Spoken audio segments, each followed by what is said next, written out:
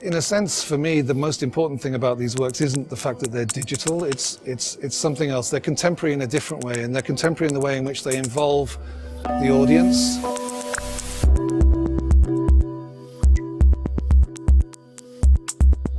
Digital technology these days gives us a lot of opportunities to do what I call kind of digital narcissism. Many of these pieces are not completed until they're being experienced, okay? And that the work is a collaboration between the system's designer and the system's user.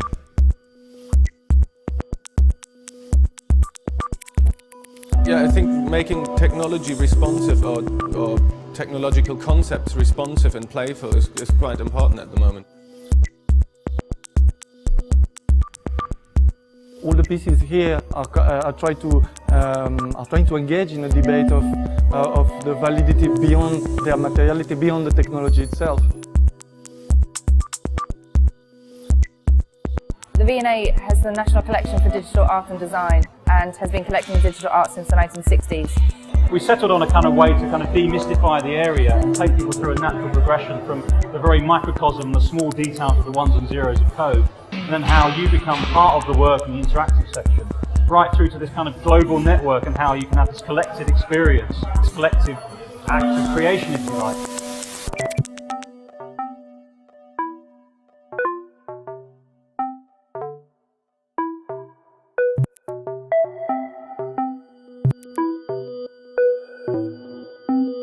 This is a Venetian mirror. It's an interactive and design piece, collaborative piece done by several artists working together at Fabrica.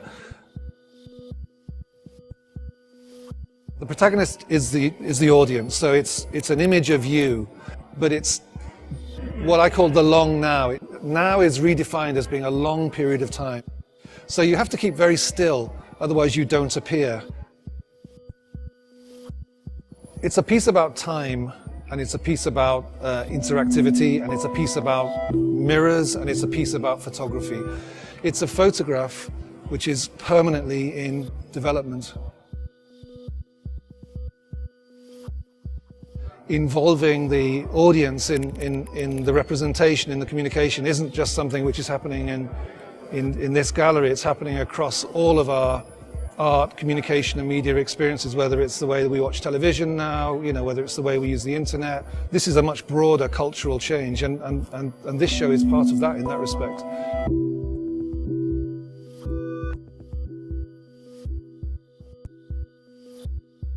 As soon as you come out here, there's a conversation between the piece and the people viewing it that takes place. And all the pieces are about this sort of innate human curiosity.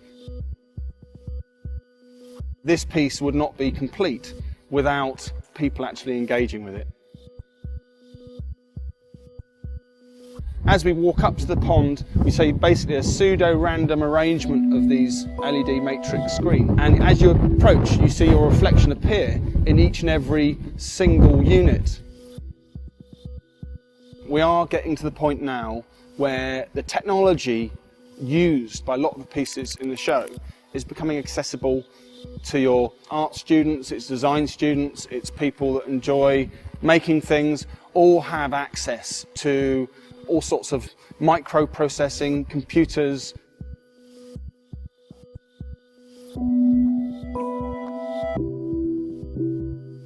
This idea of hard technology is not natural, and you can't have something which is, you know, technology driven not being organic or alive. I think this show really shows that that's not true. Actually, you can infuse code with a sense of being alive, with organicness. The project is really about what it would be like if artworks were aware of how we were looking at them, and what if they could look back at us, about trying to reduce eye contact down to its absolute minimum.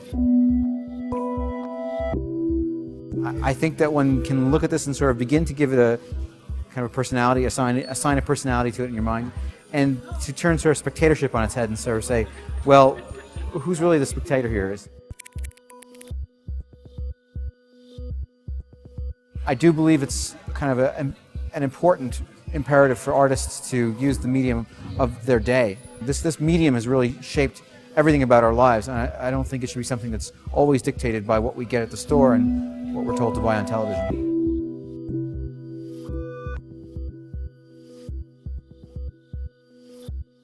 I think for us the threshold, where do you start recognizing as something having a personality? Where does that start, where does it end? To be on that fine line, that's really, really interesting for us. Came from the idea of bringing that into a much more three-dimensional space, so we came up with 64 head-sized little mirrors, which when they're left to their own device, they're just talking among themselves. But if they detect somebody in the audience, they collectively react to that person. And I think the idea that something is kinetically behaving rather than just doing 2D representations of the viewer, that's something which is really important to us.